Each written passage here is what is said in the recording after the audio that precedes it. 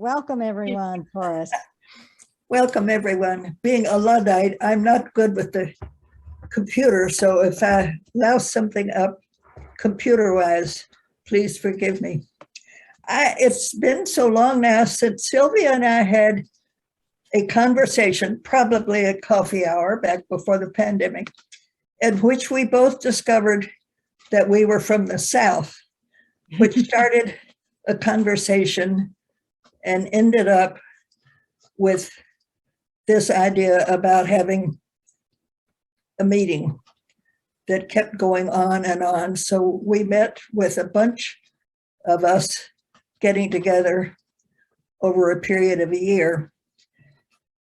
And I think it's hard to remember now what we both said at the time about why we felt we needed to know so much more about what was going on in the country that we could and could not understand.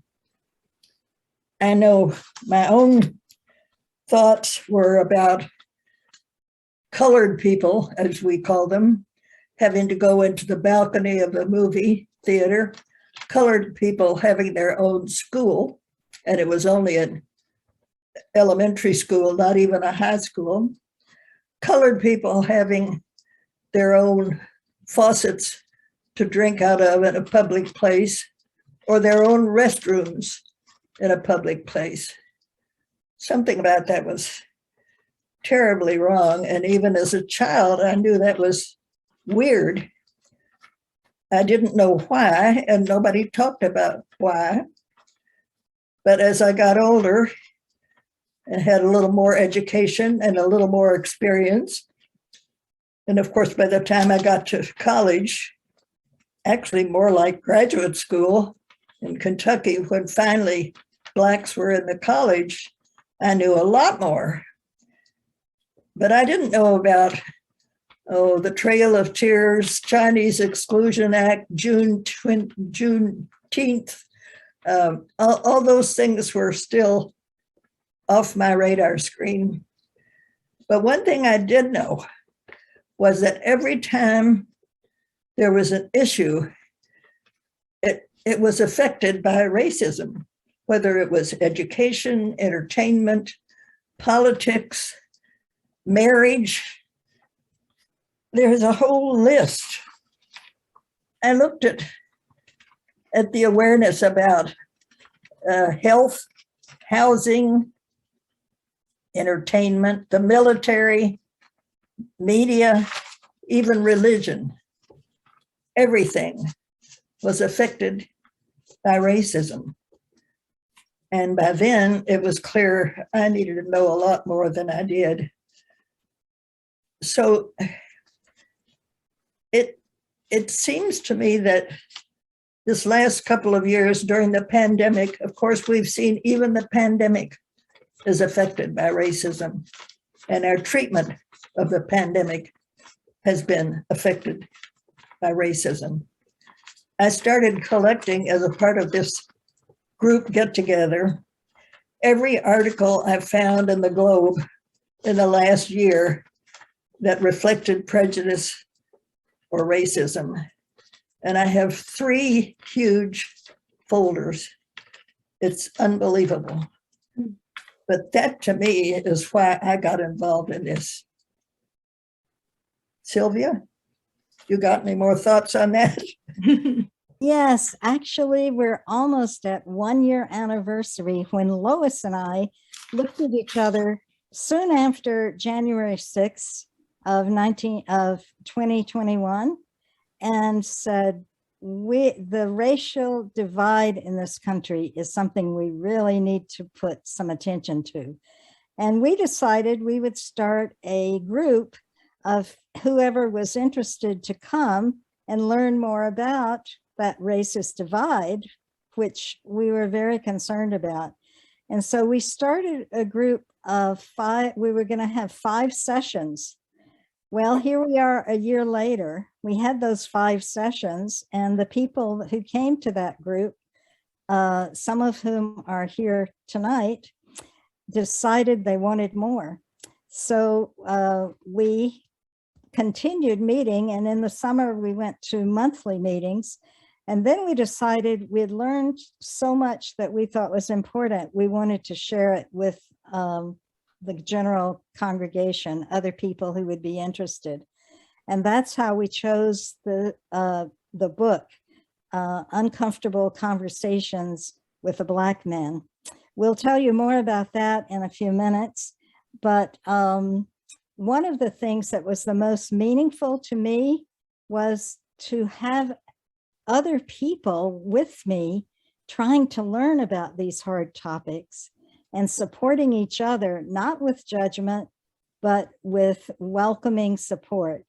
And one thing that was very meaningful was we did in that group write our own histories in relation to racism and shared them. Whoops. Oops. And Ellen are going to talk a little bit about what they gained from the group. I think that was my intro, Sylvia. Is that correct? You froze up there for a while. Oh, go for it, Pam. Okay, hi everybody. I'm Pam Forsman, and I remember vividly getting the email from Sylvia and Lois and like leaping onto my computer, hoping that the group wasn't full yet, because this is a topic that's interested me my whole life. I'm a child of the 60s. I remember taking a seminar in Black history at the University of Kansas in 1970, which was a while back.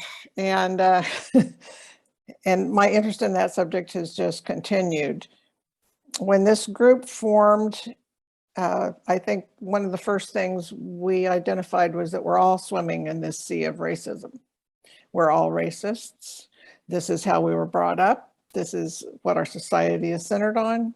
And so we wanted to explore ways to understand it better and to move to a new place in terms of action. Among the things we did, we listened to some podcasts. We saw films, both popular films and documentary films. We read an assortment of books, including ones like Caste and The Sum of Us, which are very current, and many, many others. We have a list that would just blow your mind. We also did this in the context of the news that was happening around us, which of course included the removal of monuments to the Confederacy across the South. It included the trial of Derek Chauvin, and of course, the health disparities that were shown during the pandemic. I will say that as a result of our many discussions, kind of the things that were really enlightening for me were to really explore the topic of white privilege, the school to prison pipeline, microaggressions and how we all are guilty of those and how to respond to them, the difference between being an anti-racist and an ally. One of the most important things to me was to explore color blindness, which I used to think was the way we should approach racism, and to learn how wrong that is as an approach, and the role of systemic racism. All these things were part of our many discussions. We just couldn't get enough, as you can see. It went from 5 sessions to however many. We're at a year now.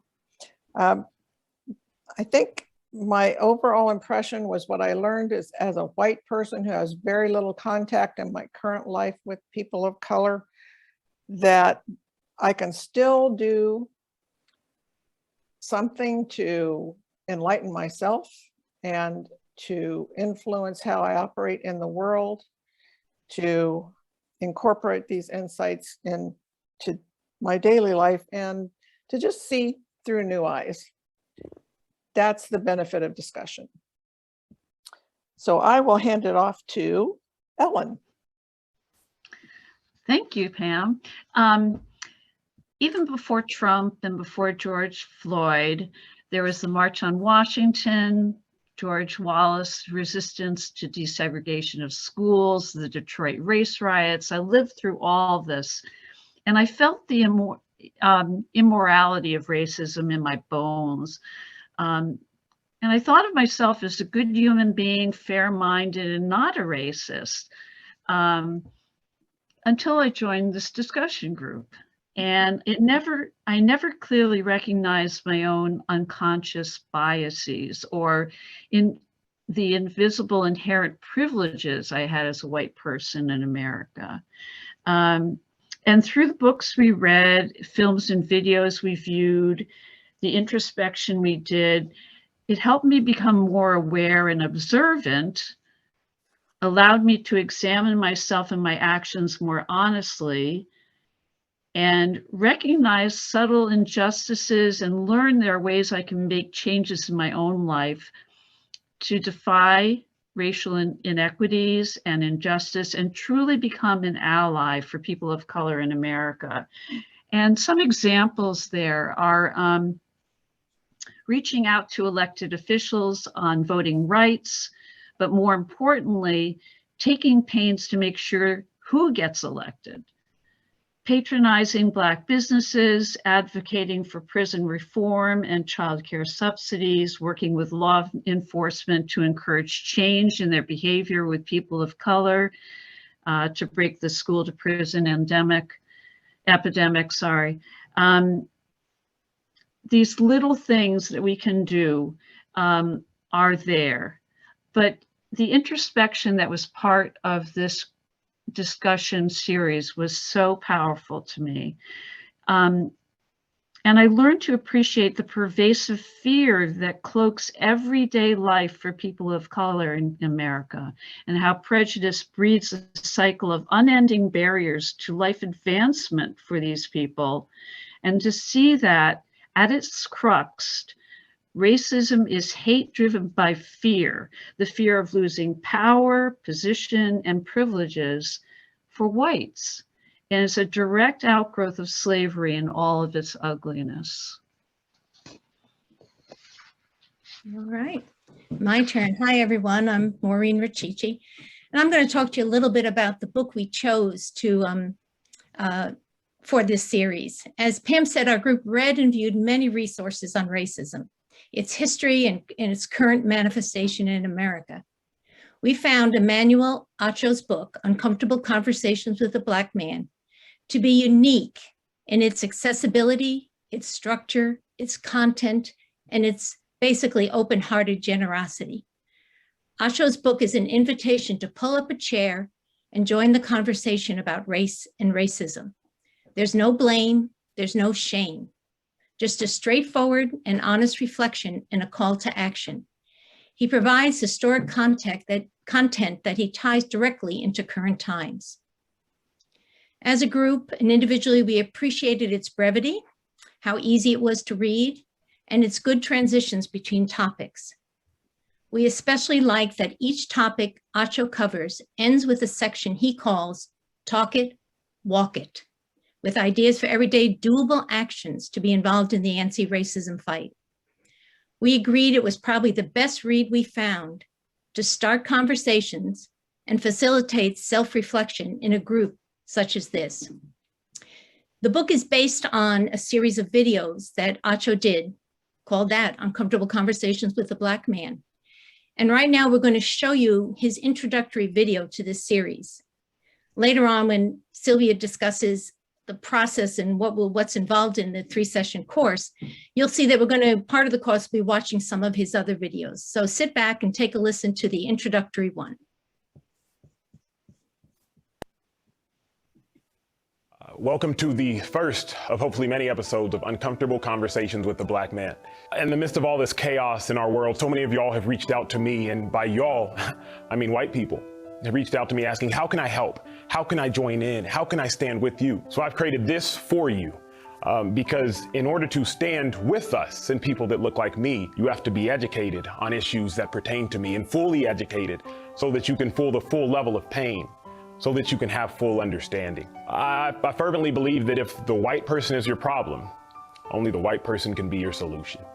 And so this is made for you, my white brothers and sisters, to increase your level of understanding so that you can increase your level of compassion and lead ultimately to change. So consider this a safe space to answer so many questions that I've seen from y'all. The first question I've seen a lot of, Emmanuel, why are y'all rioting? I understand protesting, but why riot? And to that I submit this. MLK said that rioting is the language of the unheard. For years, Black people have tried peacefully protesting, going back to 1965 and before with the Selma March, and that didn't work. And then in 2016, Colin Kaepernick, he took a knee, and that agenda got moved to a flag, which was never the goal. He just wanted to raise awareness on social injustice. So that didn't work. And so now we've seen riots because Black people and hurt people are trying to get the attention of the oppressor. They're trying to raise awareness of the oppression. I was biking around Lake Austin the other day, and there was a white girl about 15 meters ahead of me. And as I'm on my bike, I say to her, on your left, because I want to notify her I'm coming so that she can change her course of action. I get 10 meters away and I increase my voice, on your left, because she had yet to move. I get 5 meters away and she's still there, and I say, on your left, because I realize if she doesn't change her course of action, there will be a collision. And as I approach her, I yell, on your left, and we collide. My goal was never to hit her, but because she had her headphones in, she didn't hear me, and so she didn't change her course of action. I believe that that's the same thing Black people are doing now. 1960s, we're yelling, we're oppressed, but the course of action wasn't changed. And so we again yell, we're oppressed, but the course of action wasn't changed. And so again we yell, we're oppressed. And now you see the collision that's occurred in America. So while I don't condone rioting, and I'm sure you don't either, because for the most part, Black people and others that are looting and rioting destructively, they're burning down their own homes. But when you think about the 5 different stages of grief, you come up to one stage, which is called anger. And sometimes emotions, they don't know their actions. I remember my mom, when I was a child, she lost her sister, and I just remember her yelling and screaming. And I come outside my room and I see my mom throwing herself into a wall, and I'm wondering what happened. And my dad tells me that my mom's sister had died. Thinking back on that, throwing yourself into a wall, it's not going to change anything. You're actually harming yourself. But sometimes pain and hurt, it doesn't know how to express itself. You know, another question I get from my white friends, they ask me, why do you think white privilege exists? And I say this, if you and I were in a race and the official at the start line, they held me back for the first 200 meters, and you had a 200 meter then head start, the only way to level out that race is to either stop you from running or put me on a golf cart and catch you up and catch myself up. Well, you see, what we've done in America is we've simply said, okay, Emmanuel, you're now free to run. And we've acted as if it's a fair race, when in all honesty, Black people were held back for hundreds of years. And so if in the late 1960s we say, okay, Black people, you can go now, that's not a fair race. LBJ, he said it best when he said, you can't shackle and chain someone for hundreds of years, liberate them to freely compete with the rest, and still justly believe that you've been fair. So white privilege is, it's having a head start due to hundreds and hundreds of years of systematic and systemic racism. It's having a head start intrinsically built into your life. It's not saying your life hasn't been hard, but what it's saying is your skin color hasn't contributed to the difficulty in your life. I live in an affluent neighborhood in Austin, Texas, and if I ever go to my mailbox and I see a white woman walking up to the mailbox, I consciously sit in my car because I don't want her to feel like I'm a threat. If I'm on an elevator with a white person, I try to hit the button first and get off the elevator first because I don't want them to perceive me as a threat, because I realize at any point in time, whiteness can be weaponized. We saw that this past week. Amy Cooper, Central Park, the woman who called the cops on a Black man who wanted her to leash her dog because it was illegal to walk your dog without a leash. And she used 2 words that are a death sentence for Black people. When she called the cops, she said, there's a Black man who's threatening my life. Both of those things, as far as when you compile them together, were a lie, because that Black man, he was a bird watcher. And while so many people saw that incident and they were heartbroken, I, as a Black man, saw that incident and was reminded of 1955. Emmett Till, 14-year-old boy who was lynched, mutilated, and killed by 2 white men because a white woman made a false claim saying that he flirted with her. In 2017, that white woman recanted that story. In 1956, the two white men that killed him, they got off. And they admitted that they did it because they knew they couldn't be charged again due to double jeopardy. That, to me, is white privilege. The ability to weaponize your whiteness and the ability to live life unconsciously. Because I, as a black man, have to calculate every move I make the second I walk outside my house. Another question I get that I'm sure several of y'all have thought, if not your kids have, how come black people can say the N-word, but we can't? I had to do some research on that to educate myself a little bit further. The N-word is synonymous with oppression, execution, and subordination. Black people were so long treated and viewed as no more than the slave to a master. We were viewed as dirt, and that word is synonymous with that. So there's a visceral reaction whenever we hear that word coming out of someone whose complexion is white that reminds us of the pain of our ancestors. Black people took something that was meant and originally used as evil, and we turned it into a term of endearment. So white people, I submit that you can't, shouldn't, and nor should you ever have a desire to say that word, whether quoting a rap song, a movie, or anything. Because remember, that word is truly synonymous with hatred. The abolitionist Frederick Douglass, he wrote when talking about his master that reading and learning would spoil an N-word. Because remember, black people were nothing more than a slave to their master. And when you think about, well, then why are black people saying it? And if I can't say it, then you shouldn't either, black person. We've been oppressed for so long, our rights have for so long been limited, that for you to now try to again limit our speech, it's painful. So that's why, in a nutshell, in a few minutes and seconds, why you can't say the N-word. Another question I've gotten so often, how come black people care more about white on black crime than black on black crime? It's not that we don't care about black on black crime, but let me propose this. When a black person commits a crime, they go to jail. When a white person commits a crime, they get off, and hopefully they even get arrested. Ahmaud Arbery, the black man that was chased and gunned down by two white men in Georgia, it took us 2 months to arrest those perpetrators. And the only reason we did? Because we saw the video. Imagine if camera phones didn't exist. Black on black crime is an issue, but if you do the research, high violent crimes are all interracial. Blacks kill blacks, whites kill whites, Hispanics kill Hispanics. So it's not that we don't care, but it's the same issue as why y'all saying Black Lives Matter when all lives matter. We understand all lives matter, but right now, black people are dying at the hands of white people, and I can't change that. Only you, my white friends, y'all can change that. So if you want to know how can you help, how can you stand with us, how can you stand with me, you must first educate yourself so you know exactly what you're standing for and why you're standing.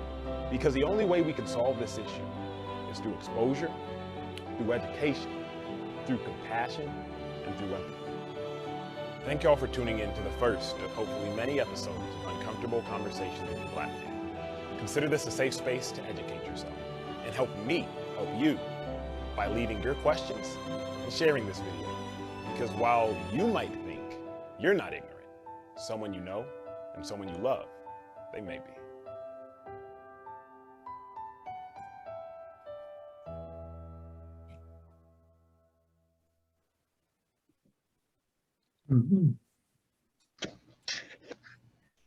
So that was the author of the book that we're going to be using in this series. Take just a moment in silence to tune into your own body and your own reactions to that video. At the end of tonight's session, we'll have a few minutes for comments or questions about the series.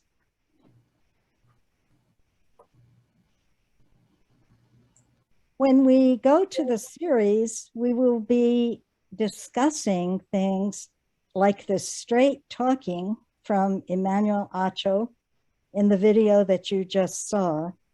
We'll be watching a video, that one was a little less than 10 minutes. So all the videos we'll be asking people who join the series to watch are going to be short ones. And you'll have approximately 2 weeks between each session if you join the series of 3. So we'll get into discussion without blame, without shame, and do some straight talking amongst ourselves to promote our own learning and our own education so that we can begin to change the things that are so important to change in our own thinking and in the world around us, but support each other in those efforts. I'm going to give you a little bit of the outline of what the course will look like in the next few minutes.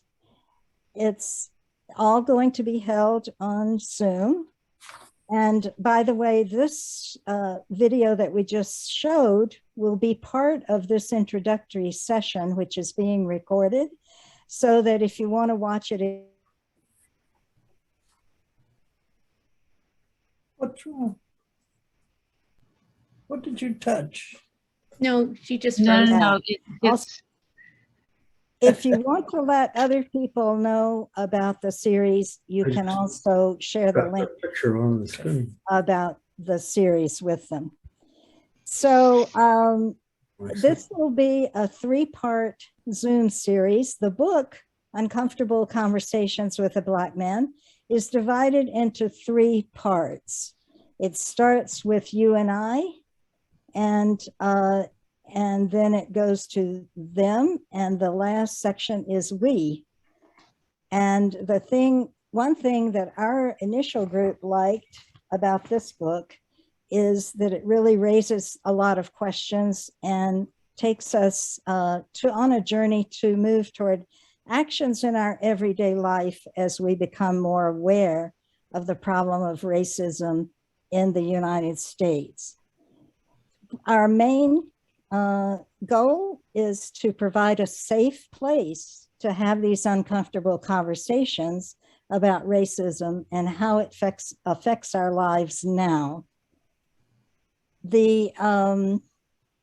Each session will be asking you before the first session to read about 70 pages, the first part of the book, before the session, and to view this introductory video again, if you wish.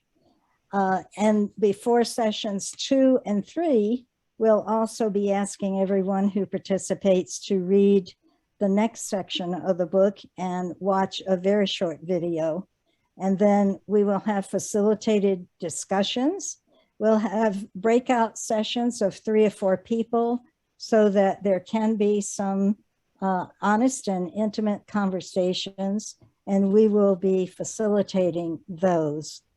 Because this is so important that we really exchange our ideas and our experiences during this process, we want to limit the group size to approximately 10 people and 2 facilitators.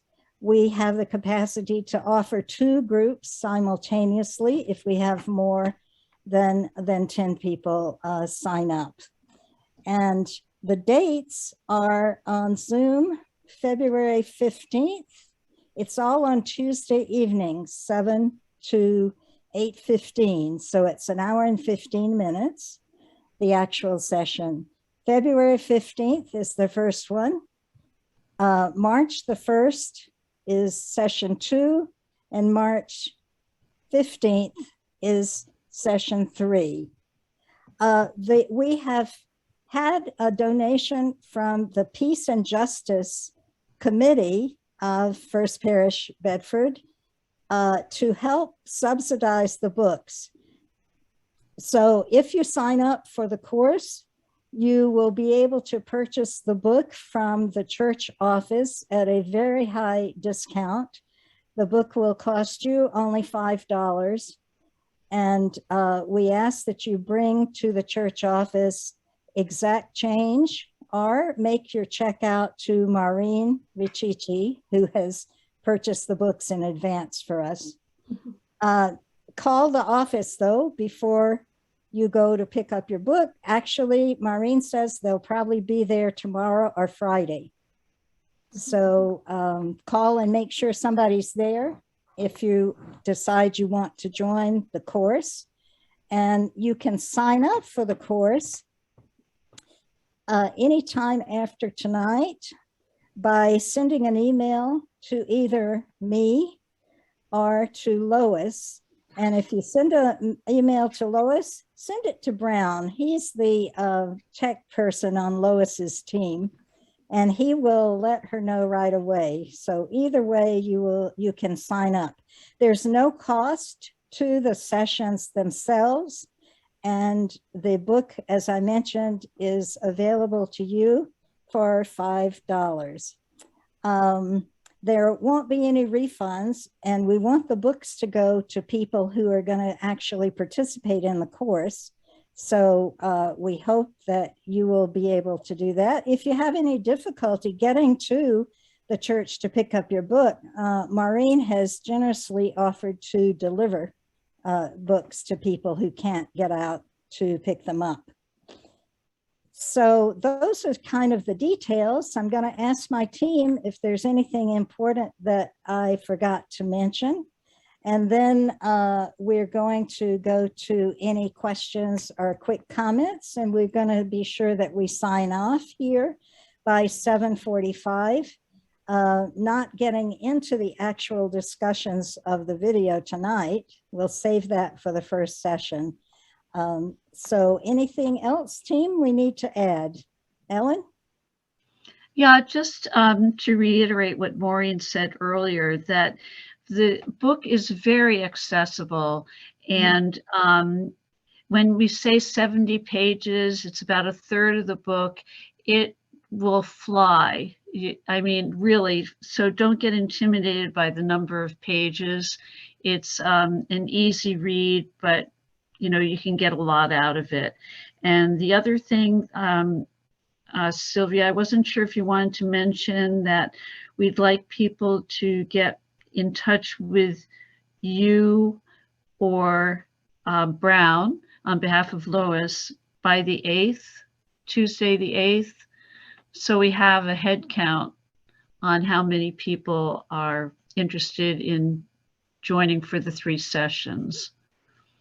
Thank you, Ellen, for mentioning that. The deadline is the 8th, which is a Tuesday by 6 p.m. But it would help us a lot if you decide you want to join the series, if you'd let us know before then, but that's the last chance. Thanks for mentioning that date. Anything else we need to mention? I have 2 thoughts, Sylvia. One, to add to what Ellen said about the wonderful book. It is a great read. I just reread it today and enjoyed it as much and found it as stimulating as the first time. Also, it's got a great resource section in the back with a wonderful list of videos, films, books, articles. And as we mentioned, we are also going to provide a list of things that we personally found particularly useful. And the other thing has to do with the discussions. I think our committee, our group agreed that while you'll be able to watch the class on the Zoom, our actual sessions, the private discussions and comments about the questions we ask ourselves during that meeting will be private. They won't be on Zoom, because if people feel like they're being watched by people they don't even know, they might edit their own comments. Am I correct in remembering that we said that? Absolutely. Yes, There absolutely. will be this session is being recorded only to give it an opportunity to be watched by more people who might be interested and couldn't come tonight because of some conflicts. But none of the actual sessions will be recorded. In fact, they'll be very confidential amongst the small group of people that attend. That's why we wanted to keep it small enough so everybody gets a voice and gets a chance to talk with each other. Anything else from the team? Peggy, go ahead. I'm just wanted to flag up a topic I'm really interested in that I haven't heard mentioned yet. Maybe it's on the list anyways, which is reparations. that's a thing that I have opinions about, but I have a really hard time talking to other people about it. Mhm.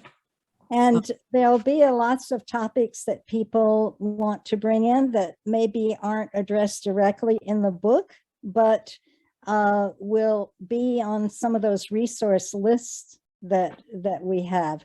And the discussions, of course, will be open to the interest of the people in the group, based on what they've read or seen, but other thoughts as well. I think also, Peggy, that's a good point, that this is a limited series. It's an hour and 15 minutes. So it's, the idea, I think, was to introduce us to how to have uncomfortable conversations, to have some practice with that. And so our hope is also that after this, that the more of us that do this, the more easier some of those conversations can happen among us at First Parish. And so if a topic you're interested in isn't necessarily one of the ones that we're talking about in discussion, let us know that, and we can figure out ways to get groups together that want to talk about what you want to talk about. Okay. And I'll add that to what Maureen said. Remember that this group has had 1 year to talk about all the topics, and that's never covered the whole field. All the topics you could talk about, which we have talked about together. And so there's no end to what could come up, but we have tried to design this, as we're pointing out, just as a taste and a hope that it will encourage us to do more together. There are groups now in the country and many churches, UU and other denominations, who are carrying on longer sessions of discussions on race and ending up with specific action plans. That could be in the future for us, but we have plenty to talk about. You could talk about this week in the Boston Globe, big full-page ad saying, remember, this is Black History Month. And then people pointing out that, gee, why don't we have a White History Month? It's hard to believe that this is still happening. Just last week, some people in Tennessee decided the children in school couldn't talk about the Holocaust because it might make them feel upset. The people who are opposing the 1619 Project, also called critical race theory, are saying they don't want children to be upset by learning about slavery in school. That's one of our big problems. We didn't learn about slavery and after slavery in school for hundreds of years. So there's more to talk about than we'll have time to talk about in 3 sessions. But we hope you'll be interested in trying it out. Corinne, did you have a question? I didn't have a question. I just wanted to mention this because I thought people in this group might be interested, that the last Sunday of the month is the women's book group, and the book that they're reading is A Knock at Midnight, and it deals with racial injustice and the prison system, and it's the story of a young lawyer, and it's a really powerful book about racial injustice. So just thought I would mention that. Thank you. Thanks for that. And the more conversations we get going in First Parish, the better on this topic. It's not, there'll be a lot of discussion in the series, but not just discussion, but also suggestions of things that we might each decide to do in our own lives to take action. We kept in our year-long group going back to that idea of not just talking about things, but even tiny little changes that we might make in our everyday lives could add up to something significant in terms of shifting the way we think about racism and act as an active anti-racist. Any other questions? We have about 3 more minutes. Julie. So I know that I would have to miss the February 15th meeting. So does that mean that I'm out? If you want to sign up and let us know that, we'll take a look at the enrollments, and you can be in as long as we still have space. Okay, that's fine. Yeah, totally understand. Thank you. Okay. And you understand why we're not recording any of the sessions. If there's enough interest, there might be another series, who knows? Yeah. Other questions or comments?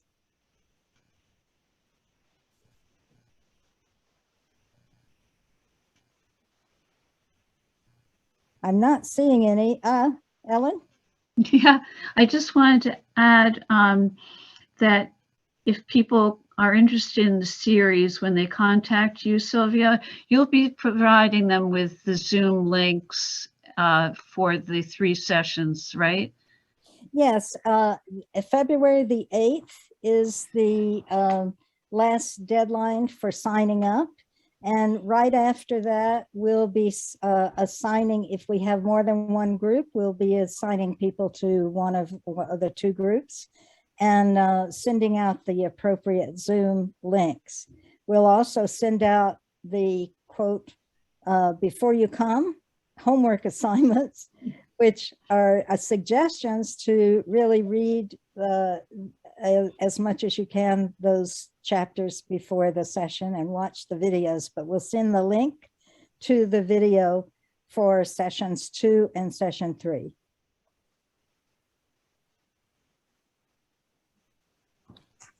Well, if there are no other questions, we want to just say, wow, this is pretty impressive. This many people coming out on a wintry night, coming out all the way to Zoom in your homes. It's in outer space.